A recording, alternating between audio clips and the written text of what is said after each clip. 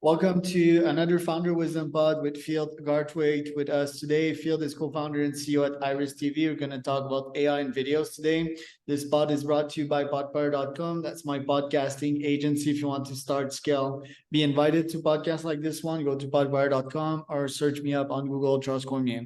Field, welcome to the pod. Tell me a bit more about yourself and about Iris. Hey, great to be here.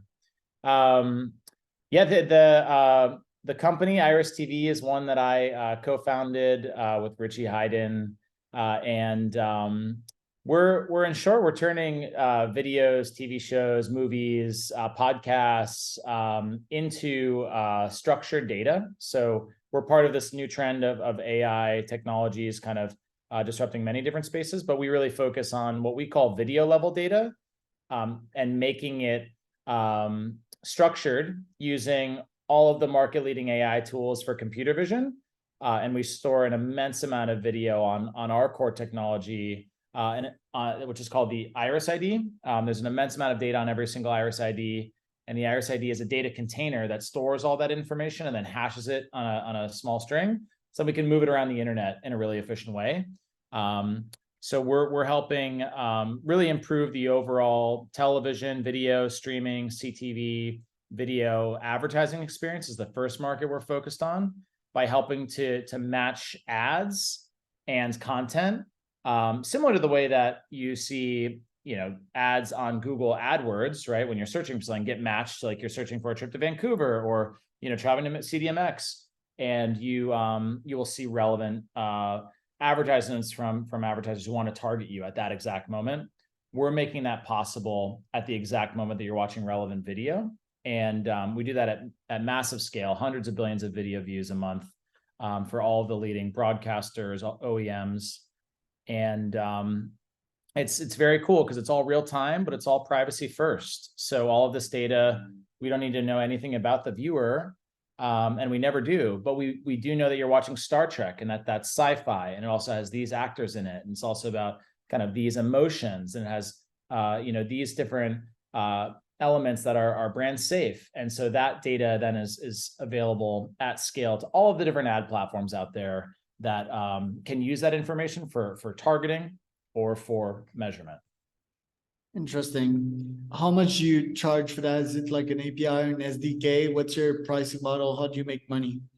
That's exactly right. Yeah. So we have you're probably familiar with many different software, right, and data businesses, right? And those are either like, subscription and usage or kind of volume based. So we have a model that people can use us at a subscription fee. And then we'll kind of estimate the usage, or we have like a usage only model. And we act as kind of a critical piece of infrastructure. So we work with the content owners, the distribution platforms like a Vizio or an LG. We also work with the data companies that are creating all of this new data. So we work with 20 of the market leaders in computer vision who specialize in logo detection or celebrity recognition, emotional data, contextual data, that type of data. They store all of it on the Iris ID. So they work with us we do all the pre-processing for them and kind of take this unstructured data from all these different sources and turn it into one API. They can then create all their computer vision structured data. We store it on the Iris ID, and then we also do integrations with all of the leading ad platforms, as I was sharing, and other kind of software technologies that could leverage that data. But it's all kind of with the rights and compliance that the publishers set up in our platform. So whoever owns the videos is ultimately who owns the data. Interesting. So how much money can yield one customer? And are these big companies more than 500 employees? And does the average annual contract look like 50, 100K with these brands? It can range. It can be smaller than that in terms of contract size. If it's just like one content owner who has a small number of fast channels, like our contract ends up being very cheap for them, but they will realize typically 10 times, 100 times that in revenue, because we're just the data that's helping them get access to more media revenue from advertisers. We charge a tiny fraction of the overall revenue we help our publishers generate. But yeah, that's exactly right. We do work with some SMBs, but largely those are very large companies. So very large content companies like AMC Networks, right? Like there's an Iris ID on every episode of The Walking Dead and every episode of Mad Men.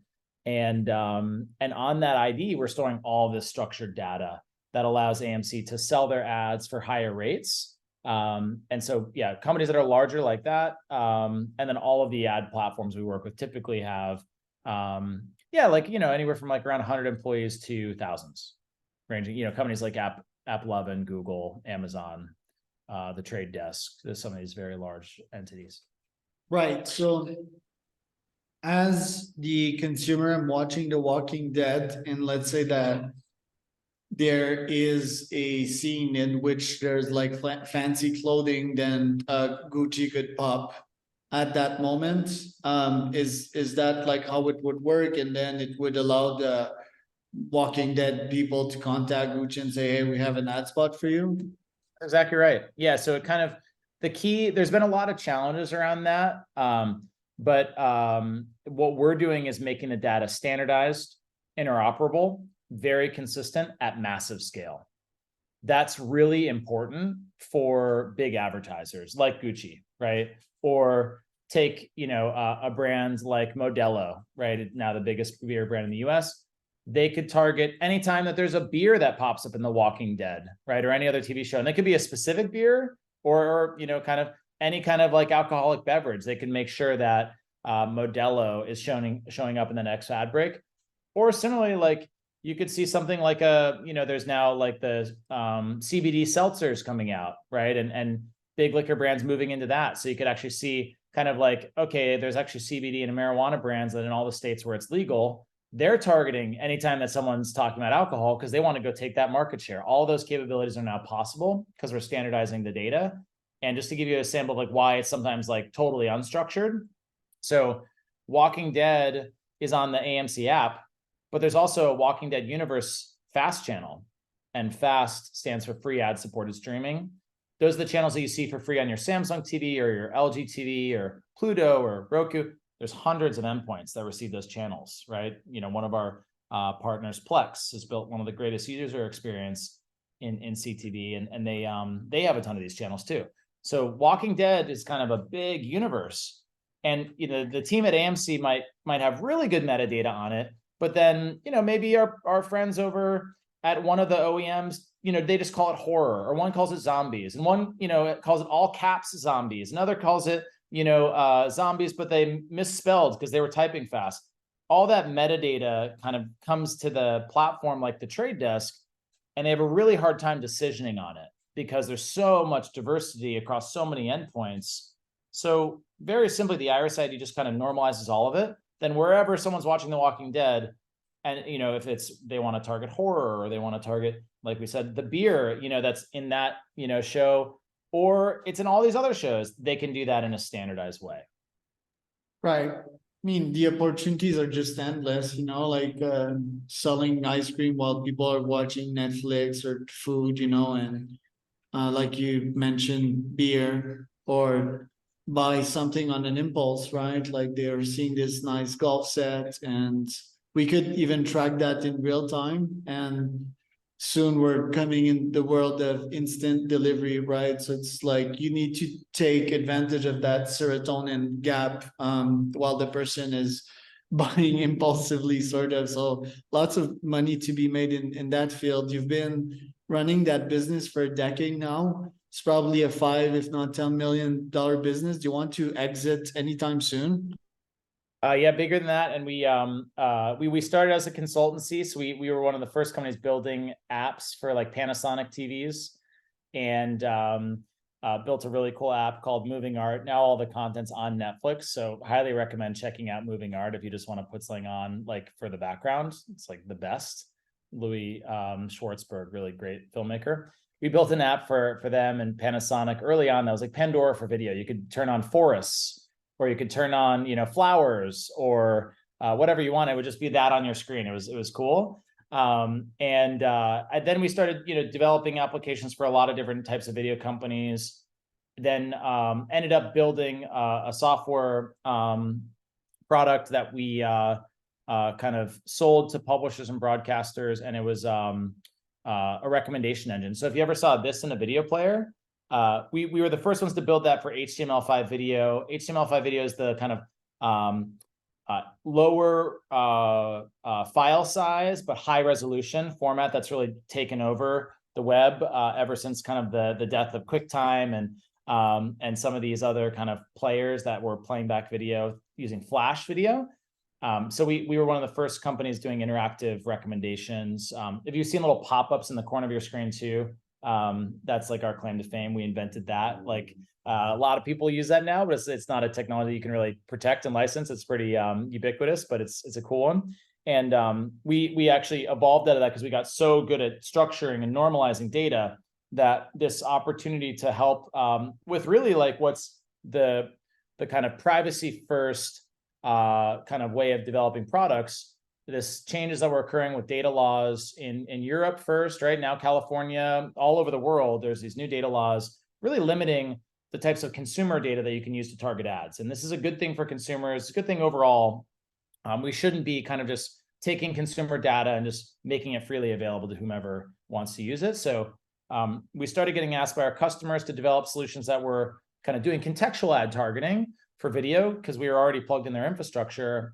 And then we developed this model where we could actually help power solutions for all of the leaders in computer vision to enter that market because we specialize in the pre-processing, data normalization, and then making the data available everywhere. So it was a good partnership, and that model's worked really well for us. And yeah, at some point, absolutely, we have investors, right?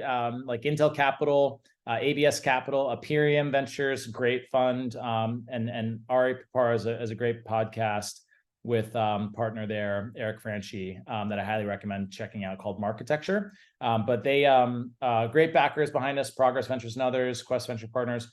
They all want returns. So at some point, absolutely. Like I think there's definitely a lot of private equity investing in our space, which we love, and then also some really great companies out there that we think that we'd be a great extension of their team. So I don't anticipate that we'll IPO, but yeah, it's a great growth trajectory that we're on. So $100 million exit in less than 3 years, and you'll get 15% of that. No, not quite, but I think the exit will be bigger. And then I think we'll probably all do quite well. We've been very generous with the team. So we really believe that kind of it's all gets down to the people and the culture inside of our team. We've really distributed equity to kind of a lot of our key team members, even in engineers that are consultants. We'll kind of make sure that they're highly motivated. We've really built a culture around improving the value of content and building great privacy first products to do so. And it's been a great retention tool. And that's really where value is created. It doesn't matter. I matter very little compared to the overall team that's at Iris TV. But you've been spending like the last 10 years of your life hustling with that. Like, how will your life change once you have that exit? I mean, we don't think about that very much. And honestly, like we're very focused on solving the problem. That'd be a great outcome. And certainly like all of our investors want that, but day to day, don't think about that really at all. Because you already have a great life. What does your day-to-day look like? Oh man, yeah, life is good. I live in Los Angeles. So I live in West Hollywood, right? Which after Palm Springs and you know, probably the gay capital of California. So it's a lovely place to be, and love the community here. It's just a great place. I am not gay, not that it matters, but I just like, it's just a great community. And so yeah, we used to have an office downtown in LA. And so anyone who knows LA either loves or hates downtown. But we had this old bank building with like marble on like every floor, and like we had the whole 7th floor. But after COVID, we got rid of that in our office in Soho, New York, and we're fully remote. So we've been kind of focused on bringing in experts into our team. So just about every team member kind of is very specialized at our company. And so that's been a great way to build the culture. And as you bring kind of younger folks in, it's like one of the hardest things remote is kind of really building a culture, training people, enabling them to shadow. So we built some structure to do that with kind of mentorship and buddies. But yeah, we've been able to figure out how to build a remote culture, and it's been working for us. And what the nice thing about that is that you get to spend more time with like your dog and or your kids, and so that's been really good for our team. But yeah, life is good. AI, and my thesis is also that why want an exit when AI is coming and is being omnipotent, and just a couple of humans are gonna fully tap into it. That at least is my thesis. It's not everyone's, but I think a lot of people will benefit incredibly from AI, and it's gonna be a first mover's advantage kind of thing. It already is. For example, I do cold email AI, and not a lot of people do that. And it's incredibly personalized message with what I do, what you do. It merges the both and comes up with a perfect offer and creates product market fit in days instead of years, right? So it's just game changing in your fields in video AI. What is happening? You and I, we talked about runaway ML and a bunch of other tools. I would certainly love for that podcast to have real-time videos while we speak, and not or boring talking faces. What's next? What can we expect? And what game-changing technologies will AI produce that will add humongous value to my business and yours? Big question, big topic. So a lot of people are familiar with some of the different LLM models, the large language models out there that are really changing the way that we can interact and use text, right? So kind of better customer service systems, better bots, better chat interfaces, better search tools. There's a lot of cool things happening in that market. Then there's in images, there's kind of a lot happening in generative AI and kind of like queries to generate images, and we chatted about that before we started recording. So the kind of evolution, just like with the rest of the web, first text, then photos, right? Images. Next will be video. Music, there'll be kind of some things we've already seen. This kind of generation of music typically happens around the same time as images, and this all gets back to file size. So a lot of these different learning models, it's very expensive to train the data. Video has a huge amount of data comparatively to text or audio or images, because you have 30 images per second and audio, and additionally other metadata. Pairing them all together is a computationally very heavy load. But there's now great solutions out there that are doing computer vision, like I was sharing, that are beginning to be able to kind of create structured data from video. So we focus on the not query to generate videos, right? Sure, some people think that they can disrupt production. I come from a production background. My family is in, post-production. My father's an artist, and many friends that are filmmakers, writers, producers, directors. And so I think it's very unlikely that you're going to be able to disrupt that part of the ecosystem. What we focus on is the taking videos, turning into structured data side. And now that this data is available at scale, I'll just share some of the coolest things that we're seeing and how that impacts businesses. In the mobile space, is a really successful company called AppLovin. They've been hugely successful in helping people drive downloads of apps. They've made a really exciting acquisition of a company called Whirl. And Whirl is doing some really cool things where they're now able to kind of actually classify videos based on the emotion to help match ads and the emotion of the content. So you can take the ad, understand the emotion, take the content at scale, understand the emotion, and then match them.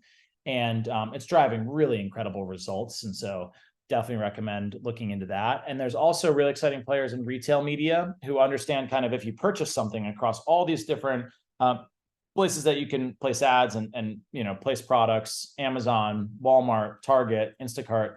PackView is a really cool company in that space. And the ability to actually understand if someone purchased something is now possible. And so then they manage the ads. We are really excited about starting to test out different types of targeting, just like you would with Google AdWords, to then see if it actually drives sales, right? And being able to attribute it to the sales. So it's early days of being able to do that in connected TV and TV more broadly. There's a bunch of companies who are kind of really leading the charge. One of the companies that's doing that is called TV Scientific, where I'm an advisor, and they're just a phenomenal company. They really do a great job working with the growth team, who's really focused on customer acquisition cost, right? And then they figure out the right ways to target viewers at scale in CTV to then drive outcomes, whether it's site traffic or purchases or things like downloads of an app. They really become a leader in that space. And so that's a super exciting business in that area. That's really kind of where we're excited to kind of insert AI into that funnel to kind of help, kind of really accelerate the growth of this new channel of media and advertising. What's next for you? What are the top 3 goals for 2024? For 2024, really, it kind of is really all about standardization and interoperability for us. So making the Iris ID kind of more widely available into new ad platforms. So we just launched an integration with the Trade Desk. We should have an integration with the Google. We don't have it yet. So like, working with some of those big platforms so that we can kind of really make this data available everywhere. That's a major goal. And then one of the other things that we're very focused on is research. So we talked about some of those examples. We just published some of our own research showing the efficacy of this data and how when you don't have kind of ads matching the content, viewers actually become less interested in the brand and they pay way less attention, 4 times less attention than if you actually target it and it's relevant to the consumer based on what they're watching. So we want to do more research like that and actually tie it into things like app downloads, site traffic, purchases. So that's really like a big area for us research, and that ties into the last one is we're going to start tying the data that we enable into measurement and kind of different measurement solutions that kind of help validate what I was just talking about, the research at scale. So we're really excited about that because that's really what brands that are, Fortune 500 brands, that's what they kind of really need to see to be able to move big amounts of investment to use these new tools. So yeah, that's how we're thinking about 2024 in terms of opening up the capabilities for how more people can leverage the data that we enable and store on the Iris ID. Love it, Field. Where can people find out more about you? Just go to iris.tv if you'd love to learn more. Also, if you find me on LinkedIn, I sometimes get back to those messages, not always, but yeah, happy to reply back. All right, that was Charles Cormier and Field Garthwaite for another CEO Wisdom Podcast.com.